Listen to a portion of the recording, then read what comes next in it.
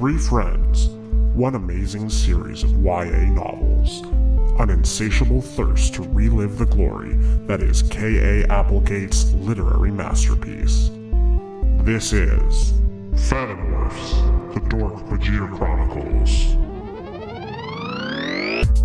Hello, and welcome to The Speaking Tree, a Dork-Bajir podcast where we read through the Animorphs series one book at a time, and then talk about it every week. Today we'll be taking a deeper dive into Animorphs number 32, The Separation, the book we read last week. My name is Mikhail, the host. I'm Tessa, the expert. And I'm Braden, the tree itself, the dream of a tree. The original speaking tree? Yes. Oh. Oh my god, not the Russian accent. I can't handle it. Wait, you thought that was a Russian accent? That was his Russian accent. Braden? That was more like my Borat voice. It was his, agoo voice, where he goes, agoo. Agoo.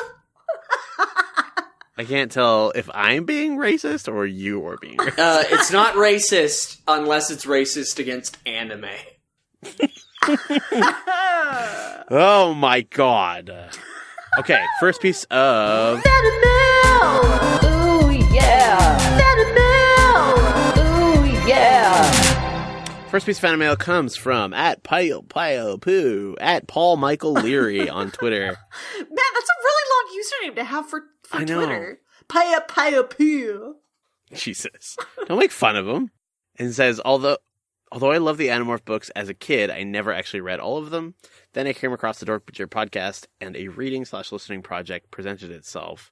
# my battle morph would be a Komodo dragon. Just like in Anti-Morphs 2. A picture of quite a few Animorph He's got books. literally so many. Pretty jelly. Literally so many. So many. Literally a non-quantitative term. Okay. Literally so many. Thank you for the shout out, Paul. Next piece of fan mail comes from @Mr. Beck, please, who says, all right, Dork-Bajir, after episode 1, my most immediate thought, wow, I always said Cadrona when I was growing up, too. Like Tessa said in episode 1. Way back when. The difference is we made fun of her, and I'm not going to make fun of you. Because you look cool as fuck from your profile picture. He's got like a bunch of donuts in it, and I love it. As usual, the links for the Fanimail will be in the description of the show. So check that out if you're interested. Okay, let's go on to our first segment. Animorphs. So this is a segment where we diagnose an issue in the book and try to find a more creative and effective solution. So for anyone who doesn't remember, the last book we read was Animorphs number 32, which is the one where Rachel gets split in half as a starfish. And 2 discrete Rachels come out. Pop-poo. Yeah. So our problem to fix from that book was, if we were the other Animorphs, Jake and the rest, how would we have handled that situation? How would we have handled Rachel splitting in 2? And we're at the point where we understand what happened and like what she's like, but we also still need to do the mission. So basically, what if we were the Animorphs in this book? What would we have done differently? And I feel like there's a lot of things because they do some pretty stupid shit that makes no sense. We talked a lot about it last week. I don't know. Where do you guys even want to start with this? So I have 2 pretty short and easy ideas, just to get out of the way. One, just like get Eric to and the other Chi to hold on to Crazy Rachel. That's pretty easy. That's pretty simple stuff. And the second is just like get them to acquire each other right off the bat. I mean, it seems pretty obvious, like once it happens. I mean, they're right now they're too concerned about the Anti-Morphing Ray, right? So they don't really have any brain power to dedicate to this problem. I agree. Let's get the Chi to babysit Mean Rachel. You have to bring one of them on your mission. Let's bring Nice Rachel, and this is the sneaking mission. Let's just have her... Wait. Back up for 1 second then. Let's make another caveat then that we have to find a way to make the Rachels understand that they need to want to recombine. Oh. because that actually was a pretty critical part. Also, Brayden, not to shoot your idea down immediately, but Eric can't hold people down. None of the Chi can. Yes, they can. No, they can't. They can't hurt They people. held Rachel down in the very first book they appear in. He had her, he just like was holding her in a hug that he couldn't break from. That's literally all they need to do is just like, here, Rachel, let's have a hug. And then she can like thrash around, but he's an immovable machine that built the pyramids. He's not going to move. So he can't help Axe with brain surgery, but he can basically like cause her seizures to break her neck while he's holding her in place as an immovable robot. Like, I disagree 100% with everything that's happening right now. Oh. Like, the idea that he could like hold her down and cause her physical pain as she tries to get out, and they're allowed to do that. Are we accepting that logic? Yes. I feel like because it showed up in the very first book. But they also, in the very first book, they also throw up that you can thought speak when you're human. So, I mean, how much are we dealing with? No, here? sorry. In the very first book that the Chi showed up in. Yeah. Oh, you know, Braden's already got a solution. Braden's just saying everyone stands around and you jizz in a hat. Last one.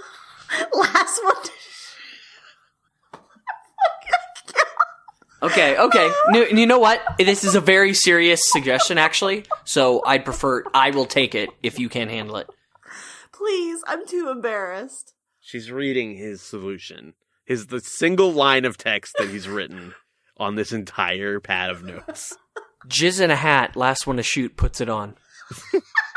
That's just an idea for some other I love it because that'll weird fix everything. game that has nothing to do with what we're talking about. I mean, everything. the DNA would probably, because like they've probably got some like loose DNA in there, and like if you mixed it with some other DNA, that might cause some rebonding.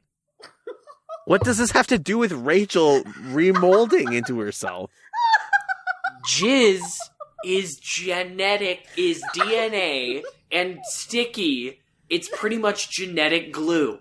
Oh, yeah, so, you just get some fucking duct tape, wrap it around the twins a couple times, bingo, bango, bongo, there you go. I can't tell if you're joking or not, and it's making me angry. What do you mean you can't tell if I'm joking or not? I told you, I wrote jizz in a hat. Of course it's a joke.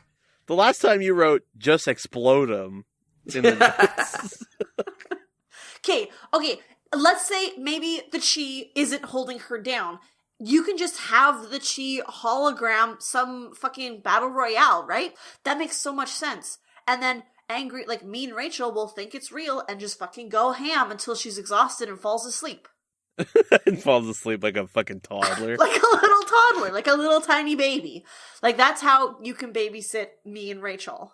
I guess ultimately it really boils down to just like, don't leave the two Rachels to just fend for themselves, because they're obviously liabilities. And like, if you have to have one of the Rachels on your mission, okay, this is the very first mission where they're sneaking in. You've coaxed Rachel to morph a bird. Just have her sit out of the whole room and have her be like some little watchman while you do your sneaking around thing and figure out where the Anti-Morphing Ray is. That would probably negate the Yeerk's plan for the 3 separate trucks. Because the only reason they moved it was because they knew the Andalites knew where it was. Yeah, but how would that stop mean Rachel? Unless you're talking about the arena thing combined with this. The arena thing combined with this. Like, mean Rachel's being babysat while this mission happens. Once the mission's over, you talk to the Rachel separately. You tell mean Rachel that this is the plan you have to do, and this will destroy... Like, doing this plan will destroy nice Rachel, and you're going to be the only Rachel. And after this, we'll make you leader of the Animorphs. She's an idiot. She's going to believe it. You tell nice Rachel another lie, and if she figures it out, you tell her the truth, and she's going to do it because she's got the sense of duty. I got the sense, though, and I don't know, like, I had sort of checked out halfway through this book, but, like, that mean Rachel, no matter what she was told, even if it agreed with her ideas of what she wanted, she wouldn't believe it and she would fight against it, because it's not that she actually had goals. Her only goal was to, like, inter-conflict with people Fucking around fight her. everyone all the time. So it's almost like you'd have to trick her into thinking she was in combat or conflict I think the hologram fighting arena is kind of perfect if you can just work it in such a way where it's like she will, I don't know, like it's hurting the Animorphs for her to like win the fights there. Do you know what I mean? Like, oh yeah, shit, like we've all tried to do this thing and we can, like, and she's like, oh, I could easily do it. But then really, it's just like a holodeck where she's fighting fucking Sentinels or whatever from X-Men nonstop. They do that in X-Men comics, right? Yeah, a lot. Sentinels are kind of set up as a very like, yeah, like just all balls to the wall, all in, like swarms of them happen from time and space. And they have like a holodeck kind of thing. The danger room.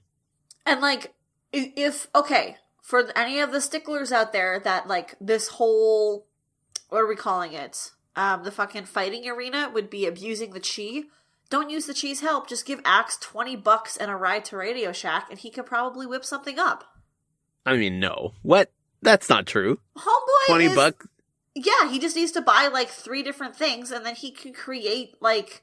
Dude created a way to talk to his home planet. He hijacked an incredibly sophisticated satellite to do that. But like, how sophisticated is like a satellite? Right. It's just a big bowl with a stick in it. Take that, scientists. Take that, fucking radio scientists. Like, you hook up your Mac to it, and yeah. And you're basically Skrillex and just blast that shit out. Like, he's already hooked into the internet and the cable. Like, we know he's got electricity.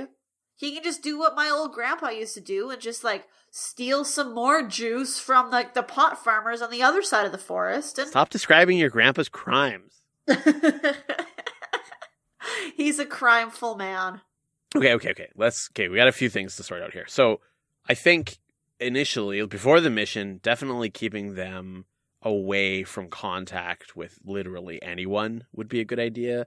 So, like, keeping Mean Rachel in the arena. And I personally think it would be pretty easy to terrorize Nice Rachel, because she doesn't want to morph. So just, like, scare her into staying with Axe or something in the woods. Well, then Axe is also not on the mission, and then now they're a team of 4. No, this is all before the mission. So on the mission, it almost, I think Nice Rachel's actually worse. I think it would be, like, smart to have one person go in as, like, like Jake still do what he does, but basically tell Rachel, like, oh yeah, I'm gonna go trigger a trap. Like, lie to her, of course. I'm gonna go trigger something, and as soon as I, like, yell for you or it seems like I'm in danger, I want you to just come in and fuck shit up. And this is for when they go to sneak around for the AMR? No, this is later on the truck mission. Okay, but like the first mission is the sneaking one, and maybe the truck thing doesn't have to happen. You know what I mean? Like I feel like the only reason the Yeerks did the whole 3 trucks plan was because they knew that the Andalites knew where the Anti-Morphing Ray was. See, then it becomes more complicated because I feel like Rachel wouldn't wait for them to call her in. Well, exactly. I think she wouldn't wait either way. But how is Nice Rachel worth anything on that mission then? For the sneaking one, you just have her, you like terrorize her until she morphs a bird and get her to hang outside, sitting on a fence post as a scout. They take an hour and a half to scoot around. They come back out and everybody flies home. I mean, that's not bad, actually. Like, it's not a bad idea. Also, we never really talked about this, because this is a total sidebar, but, like, how buck wild is it that there's a company where all they do is build, like, elaborate machines to test consumer products? And this was a thing that already existed. The Yeerks didn't invent this. They just took it over. Like, they're violently shaking the Lazy Boys. They're ripping apart jeans. Like, what That the was fuck? my favorite. Just like the dummy legs to stretch pants. I like the Lazy Boys that they're, like, flipping open violently over and like over one again. of them is being stabbed and is already wrecked. Like, you're wrecking all this product. What the fuck? It's buck wild. Like, I don't understand at all why. That would be such a drain of resources, like, instantly. Right? Like, you making 20 Lazy Boys to destroy? What? and they have to be 20 discrete Lazy Boys, and that's why you're testing them all, right? I mean, I think so, but Like, they're all one the of each same? different? I don't know. It's so wild. The hair dryers is pretty fucking funny to me too. Like just on full blast, like blasted, in a row, and no one is there. And it's like the middle of the night, and no one is there, and they forgot to turn the power off. So their electricity bill is out of control. It seems like it would be far cheaper to just hire immigrants. Like, not to be gross, but they're pretty low skilled jobs to just like open and close a lazy boy over and over again. And it's incredibly expensive to design a machine to do that. So, I mean, put 2 and 2 together, profit. I don't actually know how they make money also. Anyways, okay. The one thing we haven't actually addressed yet also is how would we convince the two Rachels that they like, oh, you have to rejoin with each other and I mean, you know what I mean? I feel like you can just trick the mean one into saying you do this thing and the new one will disappear and she'll still do the acquiring and the morphing thing. Okay, well, here's the other thing is like, maybe I just like actually went into a trance by the end of this book and I didn't understand it. But I thought that the idea was like they needed to is it the part where they need to be willing is just like literally they have to acquire and morph and that's the willing part? Or is it like something about their essence willing to like come together I mean, I feel like if it was essence, because this book, just wait, I think it's book 34, gets into some essences. But like, I think this is literally just, it's easier for them to want to do this plan and just, having them want to rejoin as one will be like, okay, now you're going to do this crazy thing. Right? Like, you just have to, as far as I understood it, they just had to acquire each other, morph each other, and be shocked with electricity. And that's it. I don't really know how wanting would have made any difference. Like, even if you don't want to be acquired, you can be. Right? Like, you have to want to morph, but that's easy enough to get me and Rachel to do. Just be like, oh yeah, you just morph her for a bit, and in doing that, and you have Axe say it to her, so she kind of believes it, and it's just like, oh yeah, in doing that, your DNA will be so much more powerful, and will be deleting her DNA out of existence, whereas she morphs you and will be replicating her DNA into your DNA, so that only you exist. Like, you just have I feel like that's pretty complicated. You could just be like, if you do this, it'll kill her. Yeah, I mean, you can do that too, but you have the option of just throwing jargon. Yeah. Right? Okay, so our solution to the problem of these teenagers and this crazy sci-fi premise is kidnap and abuse one of them. Yes. Mentally scar and terrorize the other one. Yes. Then lie to them until they become the same person again. You don't have to mentally scar and terrorize the other one. You just, other than like getting her to morph a bird.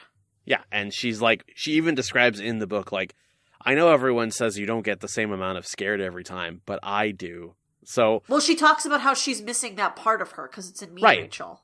So then her morphing a bird, like, would basically be a constant source of fear, like, the entire time. Oh, yeah. So I would call that terrorizing. Yeah, but it's not like you're brutal, like, because in the notes you have, just take her in the woods and have Axe brutalize her, and it's like, not quite. I didn't say brutalize. I didn't say brutalize. Like that? I'm pretty sure you got brutalized. The technical term is it would be savaging. Nice Rachel would be so easy to just brutalize mentally until she submitted. Like, that's a direct quote, Tessa. And it's wild. Okay, well, we solved that.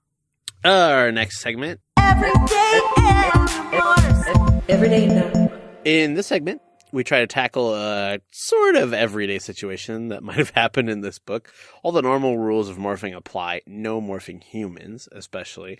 Now, I was torn because an everyday situation that happened in this one, I thought it would be more ideal if we tackled the bully at the mall one. I mean, that's really more of an everyday thing, but that's not as interesting. I know, because the real answer is just like, be a fucking mature person. Like, just fucking ignore it. It's a 14-year-old girl trying to bully you in a mall. And I know that's scary to literally everyone, because teenagers are terrifying. But, like, also just leave the mall. Yeah, and like, morphing doesn't help you in that situation, really.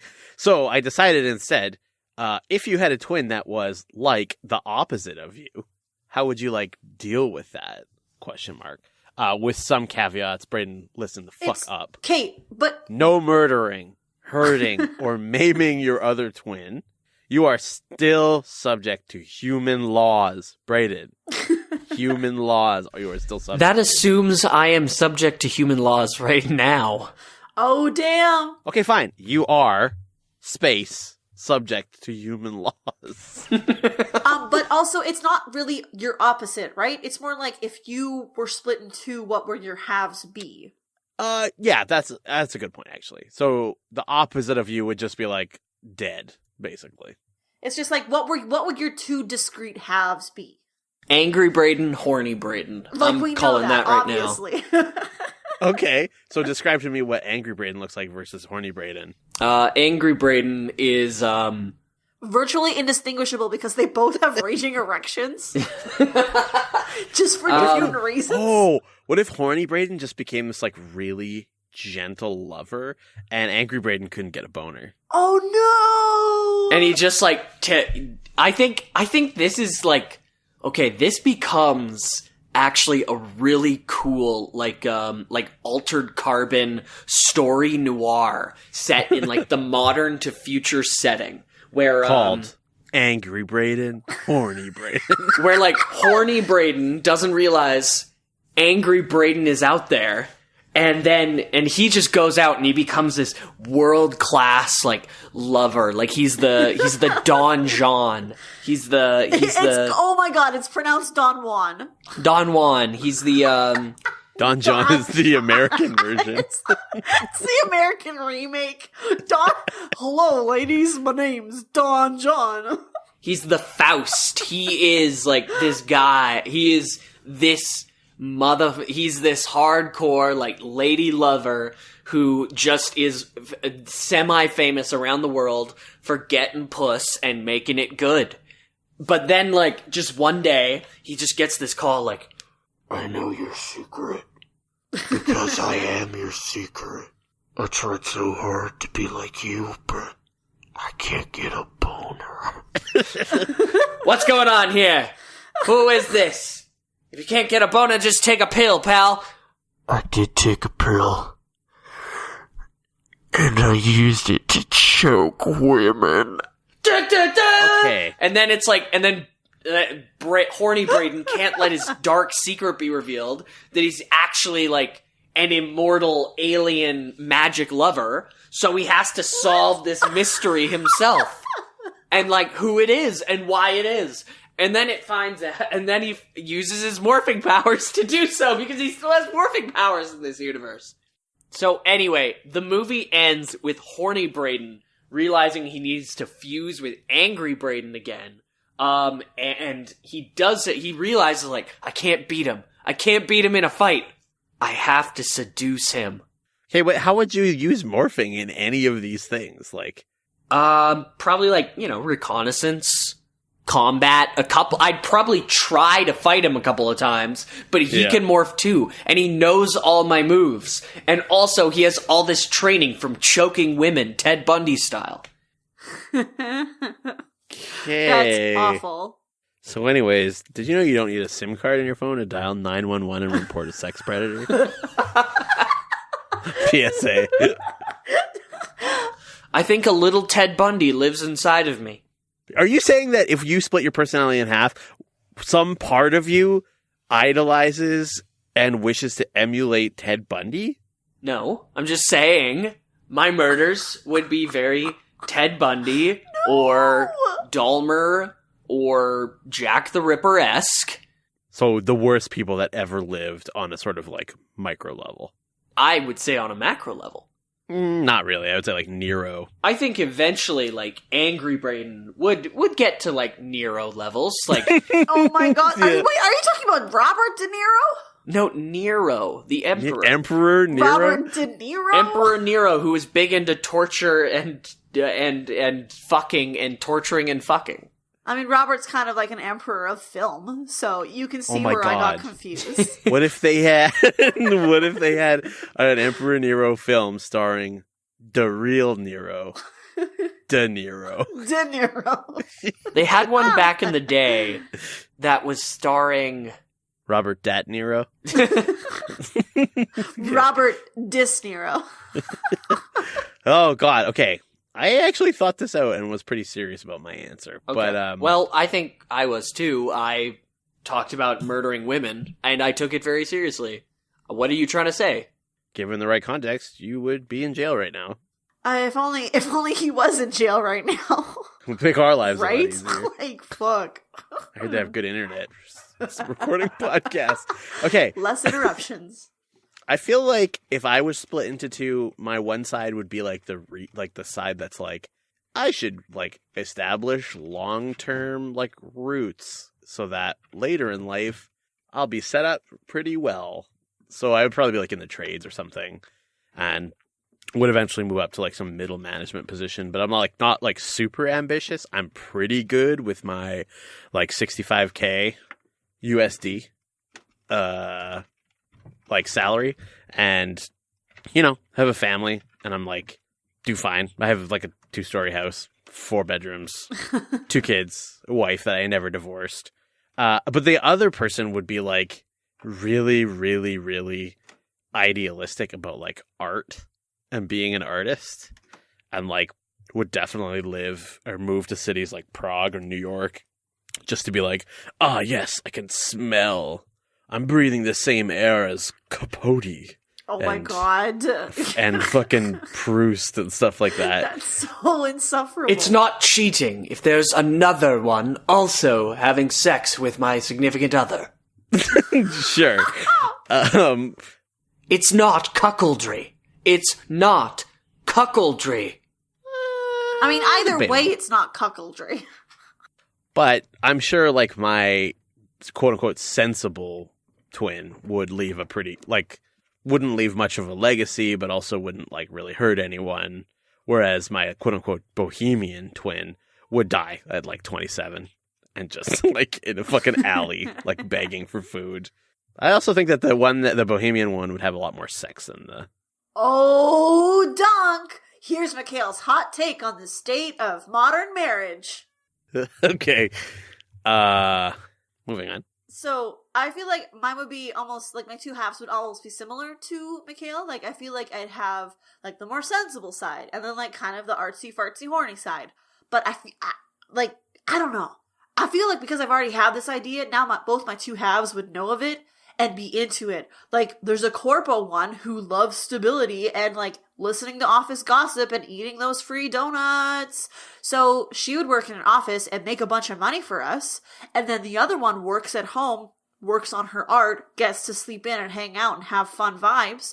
And then after a couple of months or maybe like a year of this, of saving up money and of practicing art, we'd fuse back into one person. And now I would have a bunch of money from working, as well as a bunch of art skills from practicing day in, day out. Bingo, bango, bongo. Perfect. Is that the name of your band? That's the name of my band, is Bingo, bango, bongo. And time for our next segment. My life. My morph. In this segment, we decide on what the best use of the main morph in this book would be in our own lives. Now, arguably, the starfish is not the main morph, but it is probably the more interesting of the two. We did birds last time. Let's do starfish this time. So, how would you use a starfish morph in your own life for purely personal reasons? Who wants to go first? The way you phrase that always makes me think like it's a sex thing. Why? Because that's all you're thinking about all the time? Purely personal reasons. Well, the reason I say that is because it's not like, I don't want people to be like, I would be an Animorph and fight crime. Like, do you know what I mean? I want it to be just, I have a just really twisted sense of humor, Tessa. Like, I just really like... You're really twisted. Yeah. Just like to look at things like a little bit on the far side. You're just like you're just like looking at it from like this wonky angle on the far side, just like all up in the air. Like when I get up in the morning, I'm like, I'm ready for this family circus. I bet you hate Mondays and love lasagna. I force my wife to change her name to Kathy, and I make her say "ack." Oh man. What the fuck? What twisted humor. Okay. Mine's real quick and easy. I want to go first. I went last, like, in the last segment. I want to go first. I would dance and charge for it. I think Tessa wants to go first. I wasn't sure, though. I'm not sure if she does. Asshole. Boy, I want to picture a dancing starfish in my head. Give me a second. Super slow. Really lame. Baby star do do do do do do. Baby star do do do do do. Baby star do do do do do. Baby star. And I'd cut you in half with a shovel. Oh my god. Key, I would help clean the ocean and the lakes by eating little germy boys. Like, just like algae that's not supposed to be there. I don't know if that's what starfish eat, but I think it is. No, they eat clams. I would eat the clams that aren't supposed to be there. And, I asked Jared because I really couldn't think of anything. And, he suggested suction cupping yourself to glass and wiggling around to clean it. To clean the outside of your windows? Like, so then you can clean, like, the outside of your windows because they're way up on the ground and it's such a pain to clean those guys. But if you morph starfish to crawl up there, you can just go bleep, bleep, bleep, bleep, bleep. That seems so much harder than just doing it the way that you're already doing it. It's more fun, though, because you gotta be an animal. I mean, you're not wrong. You're not wrong. I would cultivate, not in Starforce Morph, I would cultivate, like, a really cool aquarium with, like, corals and, like, driftwood and, you know, like the dead, like the calcified corals as well as the living corals and, like, a bunch of bottom feeders of fish and stuff. Then I would, like, have a platform that it was hanging over the edge of it that I could stand on. While I was standing on, I would morph starfish and then drop in. And then I would just fucking, like, check it out and, like, clean up spots that... Because, like, when you have plants and stuff, you don't really want to be using that vacuum, that aquarium vacuum too much. Yeah, that makes sense. That makes sense. And also, when it's corals, like, you don't want to pull the coral out to clean it. That's fucked up, right? You kind of want it to be self-sustaining. However, that's never perfect. So I would just be the starfish fucking getting in little nooks and crannies and, like... And we know they can do that based off of Finding Nemo. Like, it was the starfish's job to keep everything clean in that one tank. Yeah, exactly. So, awesome.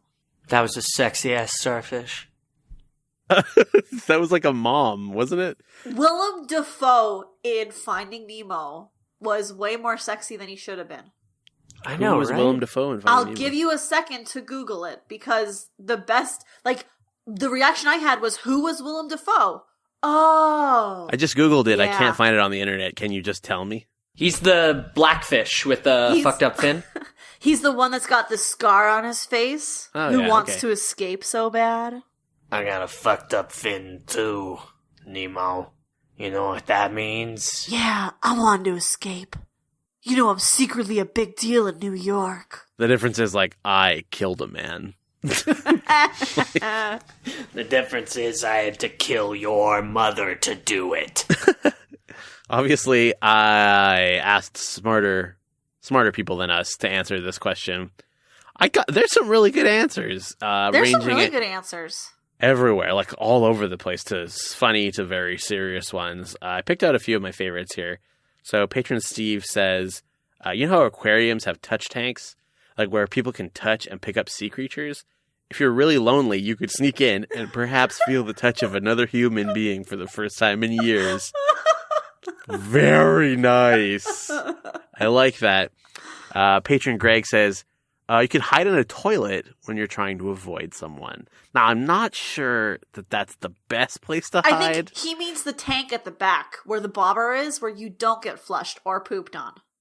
Yeah, but the water still drains out of it, so you can wet, dry, wet, dry, wet, dry. Anyways. It refills. Fair enough. A lot of people, just to name a few, there was Just One Mango, XLX Locks on Twitter, as well as just straight up 975.26 on Instagram. Just SpongeBob. Just anything to do with SpongeBob, making Patrick memes, that kind of thing. I like it.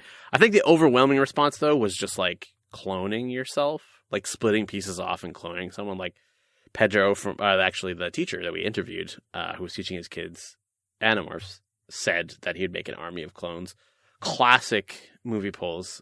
To get myself split in two selves so I can be in two places at once. I mean, he also says side effects be damned, so we don't. Cursing on this show? Come on, movie polls. Oh, damned! Oh, I said it again. Oh gosh. Oh, that's me putting some change in the swear jar at my house. Very good. At James Murray 979. Use starfish morph to hold the coral reefs to ransom until world governments and environmental groups give me enough money to live in seclusion. Which is like, Cool. would you just have a gun in the coral reef? Like, how would you do that? You're one starfish. Bandolier. Minigun. I like Richard Phillips from Facebook. He says he would morph starfish, shimmy into a ninja's belt, and wait for my moment. Yeah, man. It's fucking serious. That's great. Emmasaurus on Twitter says, ocean-themed story times at my library would never be the same. Which I'm trying to picture what that actually means. I'm assuming it's a starfish turning the pages of the book, which would be amazing, I think. Just thought speaking the story. I got a very serious answer from @Rohansina7 on Instagram with just one line that just said, heal a brain tumor I have. I mean, that's as best a reason I've ever heard. That's, yeah, probably the best reason then. Yeah. The only reason better than that is Anna Hennick's response from Facebook, collecting my lost earring. But, thanks to everyone who answered. I know this isn't everybody. There's lots more of you, but, so now it's time for our final segment. Predictions! Predictions! Next time we shall be discussing episodes 14 and 15 of the Animorphs TV series, which are titled The Leader. I believe that these will be the episodes describing the events of the books involving Joe, Bob, Finestri. There shall be probably no rhinoceri. I hear they're actually famously hard to film. They probably have the same clip of the lion just like jumping up and like. I imagine it's going to be. They're going to change the stuff about about Finestre using his power and wealth to like grind up yerks for food, because like I feel I don't know if they'll go with that. But yeah, those are my predictions right now. I mean, it's the TV series. It's all literally stuff I've already read, so I don't know what else to say. I think this is going to be the events from the book, number 15. Oh, that's where Marco morphs the shark and they find out Marco's mom and the Lyrans. That's right. Because I was thinking it was a Visser 1 book. I've heard hammerhead sharks are really easy to film and, yeah, cheap to get some CGI morphing around as well. I'm thinking it's going to be book 11, and they're going to end up in South America, which is really just going to be part of the lot that's just covered in potted plants. Fun fact, you'll be able to see one of the pots in the background if you pay close enough attention. So, yeah, so I think it's going to be like book 11, and they're in the jungle. Because that's when Jake tries to be a leader. God damn it, that was a bad book. I hate that. I think 32 has bumped 11 down from the number 1 spot as worst book. So worst book goes 32, 11, and then Helmicron? I don't even think the Helmicrons is a worst book, honestly. Helmicrons is like a romp, and it's dumb. Like, but it's almost like it's not like self-aware that it's dumb. Whereas I feel like 32 is like hyper meta self-aware. And that just makes it worse for me. When we return from TV shows, we're going into book 33, which I really hope you're going to love. But yeah, people fucking love that book. Until then, you can find more of our stuff on our podcast page at collectivelegacy.org or on Twitter, Tumblr, Instagram, or Facebook. Remember to subscribe on iTunes or wherever you get your podcasts. Why? You can show your support for our show by subscribing to our Patreon page, patreon.com/DORKBAJIR. We offer special bounty sales for our patrons, like access to our Discord server, Animorphs has written by us in much more. I think Brayden is like, I think God realized his mistake, and Brayden's being slowly erased and is killing me with an aneurysm right now. He's like being slowly erased by the great big pink eraser of the universe right now. He's breaking his time travel rule for he's retconning an abortion. I got the abortion, but God's putting it back in there. We like to give a shout out to all of our patrons at the Dork-Bajir level or higher by giving them, well, we give them a shout out. Sometimes it's an Animorph style shout out, and sometimes we just go buck wild. Big shout out to Steam Driven, the twin that died under that bridge in Paris. Shanna, the artsy side. Mariah Wamby, the nerdy twin. Anyanka, the successful version of myself that has a 401k. Martha Urquhart, totally corpo. Michael Armenta, the buff twin. Greg Della Posta, the biff twin. Zachary Vaudo, the secret samurai. Ace Chase, the name. Max Saniccut, the small glimmer of hope that these upcoming TV episodes are not going to be terrible. And Andrew Vila, the Harry Potter crossover. For the Fanimorphs, my name is Mikhail, the host. I'm Tessa, the expert. And I'm Brayden, the Bundy boy! And this has been the Brayden Tapes, the Dork-Bajir Chronicles. The next episode is going to be a literal Netflix series where I interview Brayden while he's in prison, going over all his murders and stuff. And Tessa plays in the dramatization. Tessa plays all the victims, every single one, but with a different wig or something. Are you tired of sitting in silence, staring at walls? Do your ears yearn for something more than the sound of your life passing you by? Try Inadmissible, a podcast designed by a leading team of experts in the field of excitementology and non-boringness. On Inadmissible, you'll hear Quinn and Mikhail, two of our bleeding-edge analysts, break down and rebuild the worst ads you've ever had the misfortune to experience. Listen in as they tear apart lackluster emotional tactics. Gather around as they explain why you shouldn't make your product look like a steaming pile of garbage. Poop jokes. All this and more on Inadmissible, a podcast about terrible advertising. For more details, visit collectivelegacy.org. Inadmissible should not be consumed if you are easily offended or your tolerance for immaturity is lower than that of a 6-year-old child. Inadmissible may cause fits of laughter so intense your lungs may suffer from burst blood vessels. Consult your doctor before listening to Inadmissible. Inadmissible, a podcast about terrible ads. Brought to you by Collective Legacy, a podcast network.